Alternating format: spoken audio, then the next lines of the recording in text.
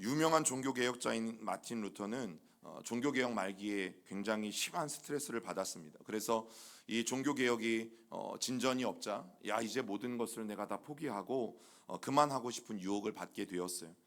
그만큼 종교개혁이 힘들었던 것이죠. 그래서 사실상 그가 다 포기하고 자리에 누웠어요. 그리고 그가 스스로 외쳤던 말이 뭐냐면 이제 모든 것은 끝났어 라는 말이었어요. 여러분, 그때 그의 지혜로운 아내가 상복을 입고 마틴 루터가 누워있는 방으로 들어왔어요. 상복을 입은 이 아내를 보고 마틴 루터는 깜짝 놀랐어요. 그래서 자기 아내에게 물었어요. 여보, 혹시 우리 가족 중에 아니면 우리 아는 사람 중에 누가 돌아가셨어? 하고 물은 거죠. 그때 아내가 뭐라고 대답했냐면 네, 하나님이 돌아가셨습니다 라고 대답했어요. 아내의 이런 황당한 대답에 루터가 또다시 물었어요. 하나님이 돌아가시다니 여보, 대체 그게 무슨 소리야? 그러자 루터의 아내는 정색을 하고 말했어요. 하나님이 돌아가시지 않으셨다면 어찌 당신이 아무것도 하지 않고 이렇게 누워있을 수 있겠습니까? 이 아내의 말 한마디가 루터를 흔들어서 깨웠어요. 그렇지, 하나님은 살아계시지. 루터는 다시 벌떡 일어나서 그의 사명인 종교개혁을 끝까지 수행하게 된 것이죠. 여러분, 그러고 보면 우리는 종교개혁은 마틴이 일으킨 줄 알아요. 그 종교개혁은 마틴 루터가 혼자 다 한 줄 알아요. 그런데 여러분, 가만히 보세요. 마틴 루터 혼자 이 종교개혁을 이루어낸 것이 아니었어요. 옆에서 돕는 배필이었던 그 아내가 있었기 때문에 여러분, 루터가 끝까지 포기하지 않고 이 종교개혁을 계속해 나갈 수 있었어요. 여러분, 이 지혜로운 아내가 없었다면 마틴 루터는 분명히 종교개혁을 포기했을 것이기 때문이에요. 그래서 오늘 말씀드릴 수 있는 것은 지혜로운 아내는 분명 하나님께서 주신 선물입니다. 지혜로운 아내는 분명 하나님께서 남편들에게 주신 하나님의 최고의 선물이 지혜로운 아내라는 사실이에요. 여러분, 남자가 집을 짓는다면 여자는 가정을 세우는 사람이에요. 남자가 건물을 만드는 사람이라면 여자는 그 건물 안에 무엇들로 채울까? 사랑으로 채울까? 행복으로 채울까? 그 건물 안을 따뜻하고 행복하게 채우는 사람이 바로 여러분 여성이라는 사실이에요.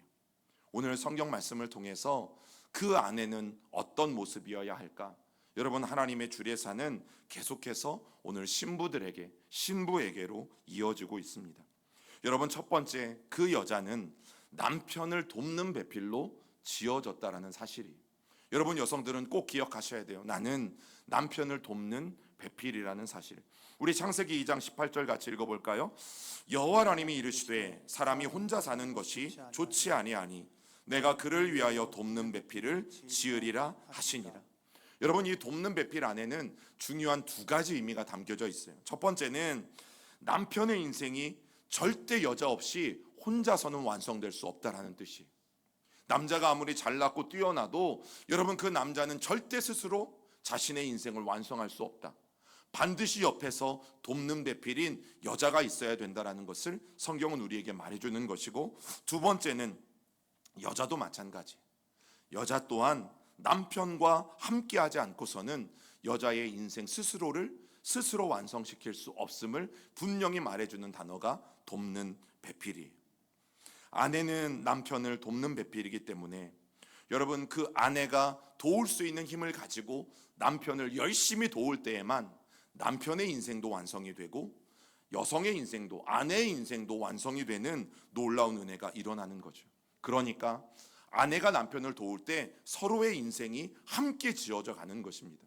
서로의 인생이 함께 만들어져 가는 것이에요. 그러면 오늘 우리가 꼭 살펴볼 것이 뭐냐면 어떻게 아내가 남편을 도울 수 있을까 하는 것입니다. 무엇으로 우리가 남편을 도울 수 있고 어떻게 해야 그 남편을 바로 세우고 도울 수 있을까? 어떻게 하면 남편의 인생이 달라질 수 있을까?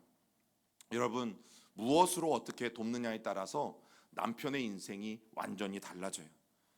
또 그 영향은 고스란히 아내에게 돌아오게 되어져 있어요.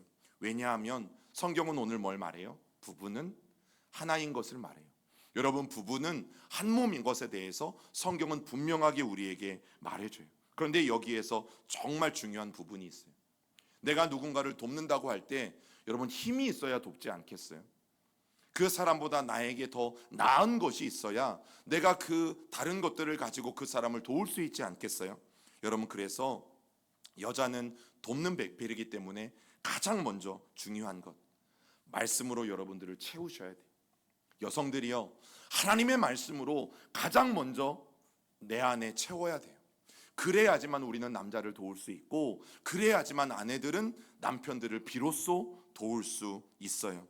왜냐하면 안타깝게도 여자들의 몸에는 하와의 피가 흘러요. 그런데 이 하와의 피는 뭔지 아세요? 남편을, 그리고 자기 자신도 망쳐버린 그 하와의 피가 여러분 여자들에겐 흘러요. 아담의 아내였던 이 하와를 우리가 말씀을 통해서 살펴보면, 하와가 하나님의 말씀을 저버렸을 때 그 남편의 인생을 망치는 것을 보게 돼요. 여러분, 창세기 3장 6절을 같이 읽어봅니다. 여자가 그 나무를 본즉 먹음직도 하고 보암직도 하고 지혜롭게 할 만큼 탐스럽기도 한 나무인지라. 여자가 그 열매를 따먹고 자기와 함께 있는 남편에게도 주매 그도 먹은지라. 여러분, 하나님은 분명히 선악을 알게 하는 나무의 열매는 절대 먹지 말라고 하셨어요. 그러면 너희가 반드시 죽는다라고 말씀하셨어요. 그런데 하나님의 이 말씀을 하와는 거역하고 결국에는 자기도 먹고 남편에게도 주어서 먹게 만들죠. 여러분, 하와가 만약 하나님의 말씀 앞에 올바로 서서 이 하나님의 말씀을 분명하게 지켰다면 남편인 아담의 그 일생은 영광스러웠을 것이에요. 그런데 하와는 하나님의 말씀보다 하나님처럼 되고 싶은 자신의 욕망을 따르기 시작했어요. 그 뱀의 말에 속아서 하나님처럼 될 수 있다는 말에 속아서 여러분 자신의 욕망대로 결국에는 하나님의 말씀을 어기게 된 것이죠. 여러분, 남편을 돕긴 도왔어요. 선악을 알게 하는 나무의 열매를 남편에게도 주었어요. 그런데 이것은 잘못된 도움이었어요. 잘못된 도움. 여러분, 그 결과는 뭐예요? 남편도 파멸로 몰고 가고 하와 자신도 파멸로 몰고 가고, 그들이 에덴 동산에서 쫓겨나고 그들은 경작을 해야 하고, 또 땅에서는 경작을 할 때 엉겅퀴가 나서 그들을 괴롭히게 되어지고, 그리고 해산의 고통을 가질 수밖에 없는 일들이 여인에게도 일어나고. 여러분, 여기에서만 끝나면 얼마나 좋아요. 그러나 끝이 아니었죠. 이게 시작이었어요. 하와는 여성을 대표하는 사람입니다. 하와는 여성을 대표하는 이름이에요. 여러분, 여자들이 하나님의 말씀을 저버림으로 자기 남편의 인생을 망쳐가는 이것은 시작에 불과했다라는 사실이죠. 그 후에 어떤 일이 일어나요? 아브라함의 아내였던 여러분 사레를 여러분 기억하실 것이에요. 하나님의 약속의 말씀을 가볍게 여기고 남편을 잘못 도운 까닭에 후손들의 싸움이 일어나게 되어지죠. 우리 창세기 16장 2절 읽어봅니다. 시작. 사레가 아브라함에게 이르되 여호와께서 내 출산을 허락하지 아니하셨으니 원하건대 내 여종에게로 들어가라. 내가 혹 그로 말미암아 자녀를 얻을까 하노라 하매 아브라함이 사레의 말을 들으니라. 여러분, 하나님께서 분명히 주신 약속이 있었어요. 너희의 자손을 하늘의 별과 같이 땅의 모래와 같이 하나님이 허락해 주실 것을 아브라함에게도 말씀하셨고, 그리고 사라에게도 말씀하셨고. 그런데 문제가 있었죠. 25년이 지나도록 단 한 명의 자녀들도 그들은 얻지 못했다라는 거예요. 그때 사레가 기막힌 생각을 해요. 야, 노년에 자식도 없는데 내 몸종인 하갈과 내 남편을 함께 동침하게 해서 자녀를 얻자. 와, 기가 막힌 생각이었어요. 그런데 아브라함이 속이 있는지 없는지 아브라함도 선뜻 그 말에 동의하는 일들이 벌어졌죠. 여러분, 그래서 이스마엘이라는 사람이 태어나요. 그런데 문제가 뭔지 아세요?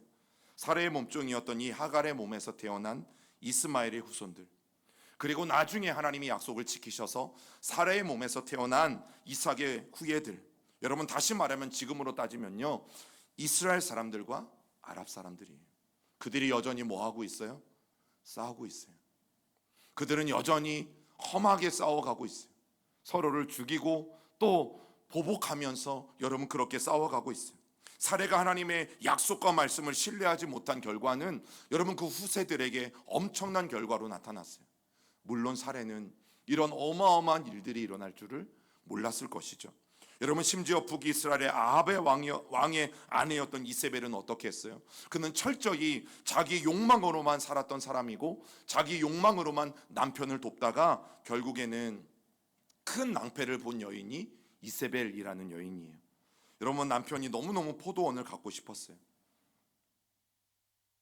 그래서 남편을 돕겠다고요, 포도원 주인을 살해해 버립니다. 그리고 그 포도원 주인을 죽이고 그 포도원을 자기 남편에게 갖다 준 대표적인 악녀 중의 악녀가, 또 잘못된 아내 중의 아내가 이세벨이라는 여인이에요. 여러분, 결국 아합 왕은 이세벨의 이 잘못된 도움 때문에 어떻게 되어지는가? 북이스라엘 역사상 가장 패역한 왕으로 남게 되어져요. 그리고 그가 죽은 뒤에는 개들이 그의 피를 핥는 일이 일어나요. 제대로 장사되어지지 않았다라는 거죠. 그가 한 나라의 왕이었음에도 불구하고. 여러분, 더욱이 이세벨은 신하에게 살해당해요. 그리고 개들이 그녀의 시체를 아예 뜯어먹어 버리는 일들이 일어나는 거죠. 여러분, 이 모든 것은 먼저 말씀으로 자신을 채우지 못하고 하나님의 말씀을 떠나서 남편을 잘못 도운 바로 무서운 결과들을 우리들에게 말해주고 있어요. 사랑하는 우리 시온 성결교회 아내 여러분, 그리고 우리 미래의 아내가 될 여러분, 말씀을 가까이 하십시오. 먼저는 하나님의 말씀을 가장 가까이 하셔야 돼요. 그래야 그 하나님의 말씀으로 내가 먼저 바로 세워지고 내가 돕는 배필로 남자를 도울 수 있고 남편들을 도울 수 있어요. 여러분, 이것이 돕는 배필로서 갖추어야 될 첫 번째 중요한 자질인 것이에요. 그리고 두 번째는 하나님을 경외하는 여자, 지혜로운 여자가 가정을 바로 세울 수 있어요. 잠언 14장 1절을 같이 읽어봅니다. 지혜로운 여인은 자기 집을 세우되 미련한 여인은 자기 손으로 그것을 허느니라. 여러분, 오늘 말씀에 보면 하나님을 경외하는 여자가 지혜로운 여자예요. 지혜로운 여자가 하나님을 경외하는 여자예요. 왜냐하면 하나님을 경외할 때 지혜라는 것이 우리에게 옵니다. 지혜라는 것은 우리에게 함부로 생기지 않아요. 하나님을 경외하는 자들에게 선물과 같이 주시는 것이 하나님의 지혜예요. 그리고 하나님이 우리에게 부어주시는 지혜로 여러분, 여인은 가정을 바르게 세울 수 있어요. 오늘 말씀해 보니까 지혜로운 여인이 자기 집을 세운대요. 여러분, 이 말의 의미가 뭔지 아세요? 가정의 흥망성쇠가 누구에게 달려있는 거예요? 아내에게 달려있는 거예요. 여러분, 우리 가정이 잘 되고 우리 가정이 무너지는 것, 그것이 아내에게 달려 있어요. 그래서 지혜로운 여인은 자기의 집을 흥하게 한대요. 그런데 미련한 여인은 자기의 손으로 그 흥했던 집안도 망쳐버리는 일들을 하게 되어진다라고 성경은 말합니다. 여러분, 이 말은 우리보다 3,000년이나 훨씬 더 먼저 살았던 솔로몬 왕이 했던 말이에요. 그런데 이 말씀을 우리가 왜 주목해서 봐야 되냐면, 여러분, 솔로몬은 당시에 절대 권력을 가진 사람이에요. 모든 것을 가졌고 모든 것을 통해서 자기가 하고 싶은 것은 다 할 수 있는 사람이에요. 그런데 오늘 말씀해 보니까 그가 가진 권력을 가지고 또 그가 가진 군대를 가지고 가정을 바르게 세울 수 있다라고 말하지 않는 거죠. 그가 가진 돈을 가지고 그가 누리고 있는 수많은 것들을 가지고 가정을 바르게 세울 수 있다라고 말하지 않아요. 그리고 또 가정은 남자의 손에 달렸다고도 말하지 않아요. 그가 오늘 겸손히 고백하는 건 뭡니까? 한 가정의 흥망성쇠는 전적으로 여성에게 달려있다. 여러분, 이 고백을 모든 것을 다 가진 솔로몬이 하고 있어요.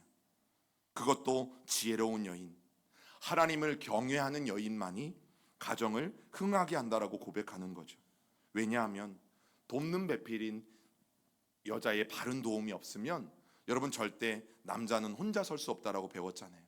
그리고 남자와 여자가 서로 돕고 사랑할 때에 가정이라는 게 온전히 세워진다라는 것을 우리가 함께 나누었었잖아요.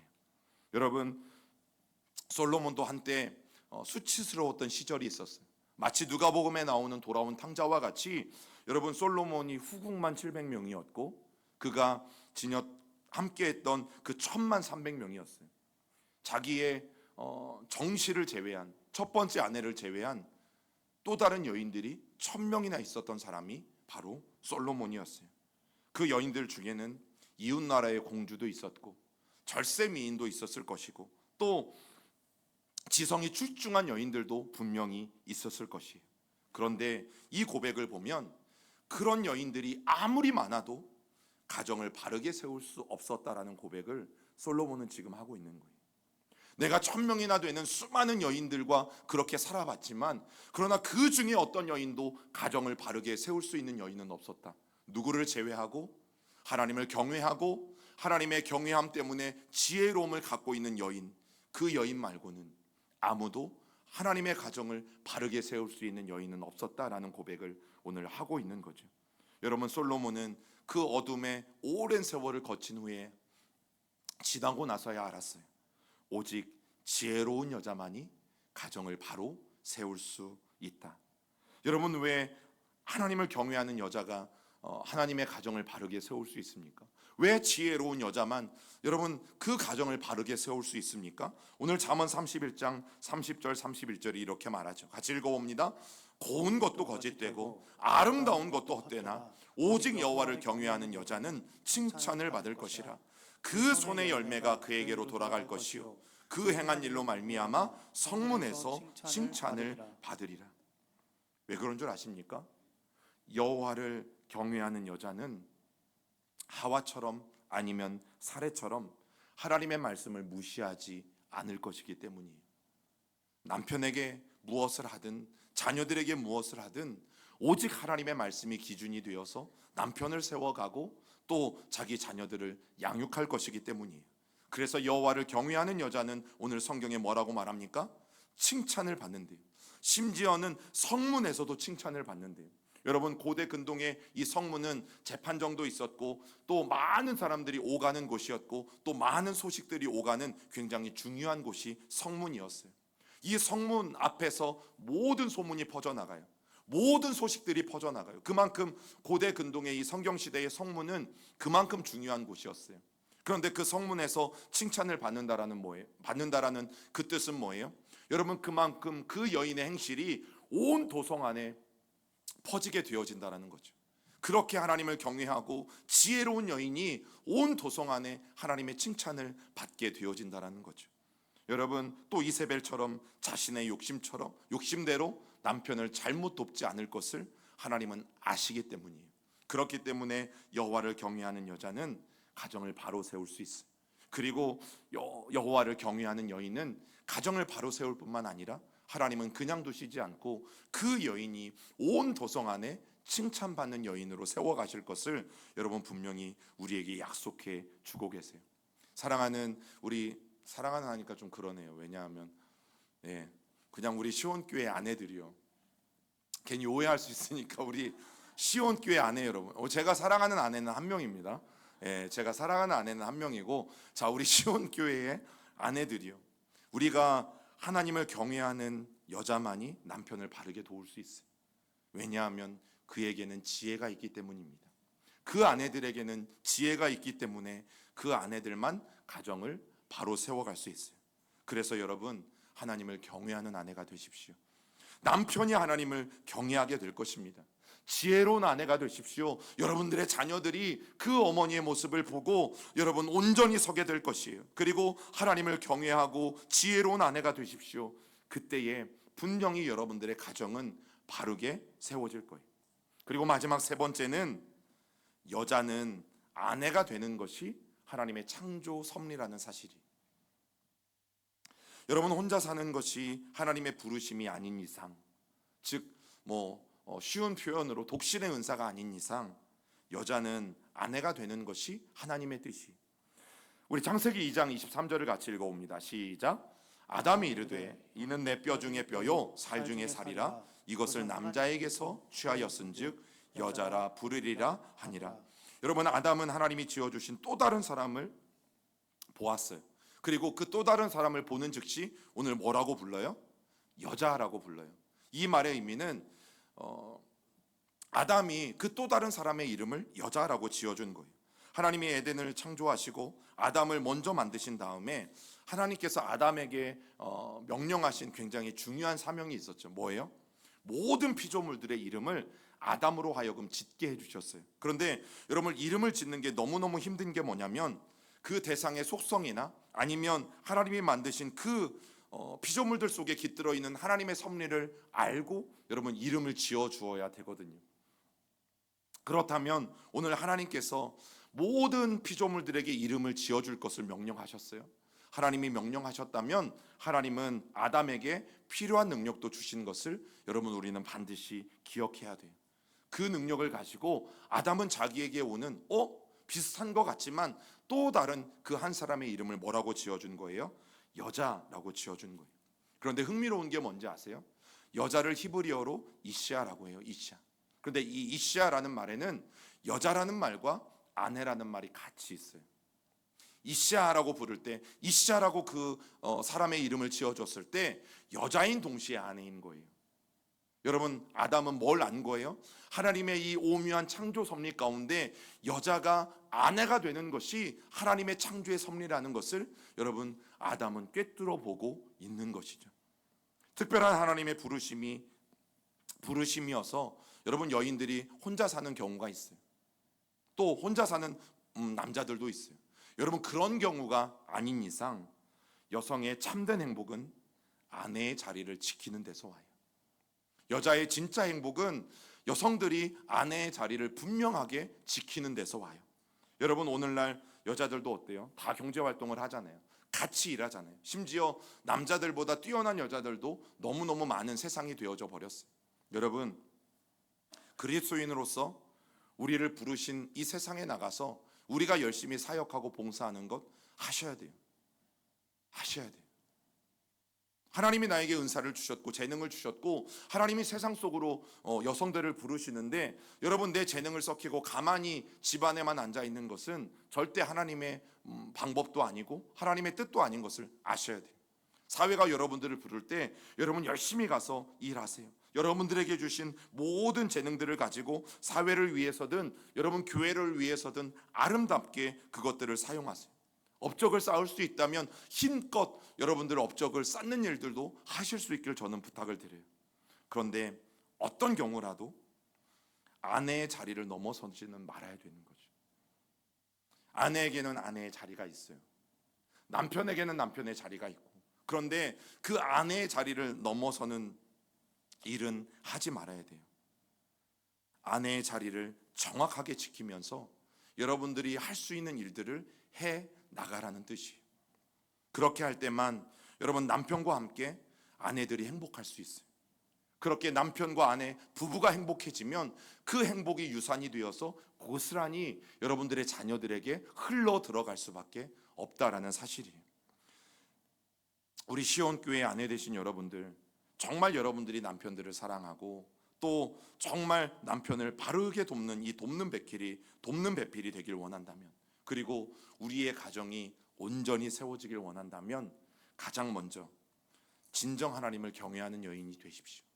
하나님의 말씀을 늘 가까이 하면서 그 하나님의 말씀으로 지혜로운 여인이 되시고 또 하나님을 늘 가까이 하면서 여러분들이 먼저 진리 안에 서셔야 돼요. 그게 오늘 성경이 우리에게 말해주는 아내의 역할이고 아내의 자리예요.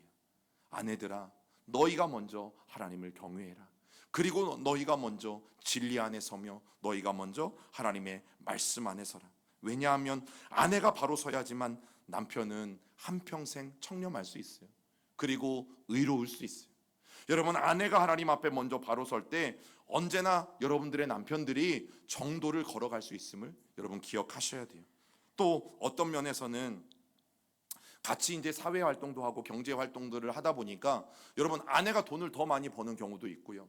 아내가 사회적으로 더 높은 지위 가운데 여러분 오늘 오르는 경우들도 많이 있어요. 그런데 우리가 꼭 기억해야 될 게 뭐냐면 아무리 그럴지라도, 아무리 아내가 모든 면에서 남편보다 월등하다 할지라도 여러분 남편의 인생과 함께 돕는 배필이 되어야지만 아내의 인생도 행복해질 수 있어요. 요즘 시대를 보면요, 종종 아내들이 훨씬 더 모든 면에서 출중하다 보니까 여러분 종종 그 출세를 등에 업고 여성들이 자기의 자리를 지키지 않는 경우들이 종종 있어요. 그런데 가만히 들여다보면 그런 집은 대체로 어떤 안 좋은 일들이 벌어지는가? 가정이 행복하지 않아요. 아내가 남편을 무시하는데 어떻게 가정이 행복합니까? 마찬가지예요. 남편이 아내를 무시해도 그 가정은 행복할 수 없어요. 그런데 아내가 남편을 무시하는 순간 여러분 그 가정은 절대 행복할 수 없어요. 마지막으로 오늘 결론과 같은 말씀이 에베소서 5장 22절과 24절 말씀이에요. 우리 같이 읽어볼까요? 아내들이여 자기 남편에게 복종하기를 주께 하듯 하라. 이는 남편이 아내의 머리 됨이 그리스도께서 교회의 머리 된 것 같음이니 그가 바로 몸의 구주시니라. 그러므로 교회가 그리스도에게 하듯 아내들도 범사에 자기 남편에게 복종할지니라. 여러분, 남녀를 불문하고 아내든 아니면 남편이든 정말 인간의 참된 행복은 자기 자리를 온전히 지킴에서 비롯된다는 것을 꼭 기억하세요. 남편은 가정에서 남편으로서의 자리를 분명하게 기억하고 지키고, 또 아내는 아내로서의 가정에서의 위치와 자리를 분명하게 기억하고 지키면 결국에는 남편을 아내를 도울 수 있고, 또 아내는 남편을 도울 수 있어요. 그러면 나만 기쁘고 나만 잘 되는 것이 아니라 서로가 서로를 도울 때 하나님은 그 가정을 온전하게 세워가시는 거죠. 우리 시온교회 남편들, 또 우리 시온교회 아내들, 우리가 그런 교회와 그런 가정이 되어지길 간절히 소망합니다. 그래서 하나님께서 우리 시온교회 가정들마다 하나님이 넘치는 그 행복과 사랑과 축복을 흘려보내주시기를 여러분 주님의 이름으로 간절히 축원합니다.